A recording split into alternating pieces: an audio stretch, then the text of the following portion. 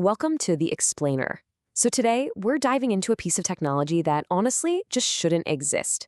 We're talking about a light bulb that's been burning for over a century. Let's get right into it. Get this. Tucked away inside a California fire station, there's a single, pretty humble-looking light bulb that has been burning for more than 123 years. It's just this quiet, glowing testament to a time when things were, well, built a little differently. And we're not talking about some fancy, newfangled lab experiment. Nope. This thing was first switched on way back in 1901. It has barely been turned off since, outlasting generations of firefighters who've worked right under its steady, gentle glow. So how is this even possible, right? That's the big mystery we're going to unravel today. We are going to dig into its absolutely incredible history, the simple but brilliant science behind why it just won't quit, and its pretty unlikely journey to becoming a global celebrity. So here's how we're going to break it all down. We'll start with the bulb itself, trace its long journey through time, uncover the secrets to its endurance, look at its surprising rise to fame, and then we'll ponder what comes next. So what exactly is this thing? It's not a movie prop, it's not some special one-of-a-kind creation. Believe it or not, for its time, it was just a regular light bulb. Let's get the facts straight. Okay, so its official name is the Centennial Light. It's a hand-blown bulb with a carbon filament dreamed up by an engineer named Adolphe Chalet. It was given to the Livermore Fire Department back in 1901 by a local business owner, and it's been in their care ever since. You know, the story of this bulb is really the story of the town it lives in. It's been a silent witness to more than a century of change. So let's trace its amazing journey through time. What's just wild is how few interruptions there have been in its very long life. It's been moved 4 times, and every single move or power outage was treated like a major surgical procedure. The longest it was ever intentionally turned off? A single week way back in 1937. That's it. And for 70 years, it was pretty much just a local curiosity. But that all changed in 1972. A reporter named Mike Dunstan got curious, did some digging, and his article basically put this little bulb on the world map. It went from being just a piece of equipment to a piece of living history. I mean, this image says it all. This is how important the bulb had become to the community. When they moved it to its current home at Fire Station number 6, they didn't even dare to unscrew it. No way.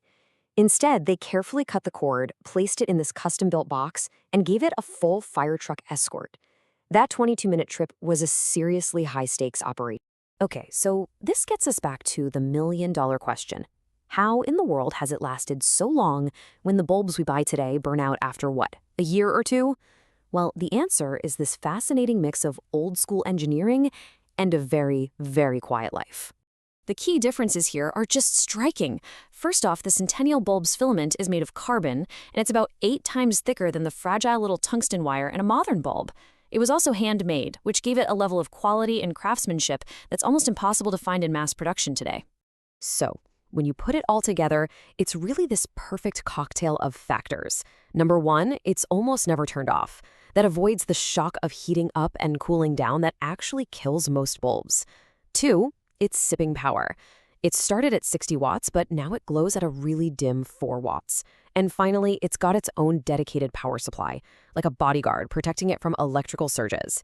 It's just the perfect storm of preservation. You know, with a backstory like that, it was only a matter of time before the world took notice. Once this bulb was discovered, it became a little bit of a rock star, attracting attention from all over the globe. First stop on the fame train?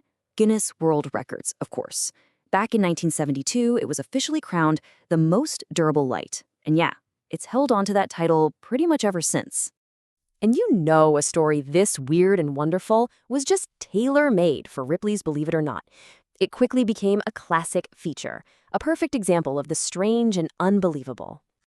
And its fame didn't stop in the 70s. Oh no. It's been all over modern media. We're talking countless news reports, documentaries, and it was even investigated on a super popular TV show, Mythbusters. This bulb has gotten official shout-outs from local, state, and national leaders. I mean, it's even gotten a letter from the White House, signed by President George W. Bush, just celebrating how incredibly long it's been shining. So what happens now? Well, the bulb is cared for by a really dedicated committee, And believe it or not, its future has already been planned out for the day it finally eventually flickers out. So it's official, Guardians are the fire department, and they work with a whole committee of local groups to protect it. They take it so seriously, in fact, that they have a 24/7 webcam on it, the bulb cam, so the entire world can check in and watch it glow. And its legacy is already written. Ripley's has basically called dibs, officially requesting the bulb for its museum collection once its long, long job is finally done.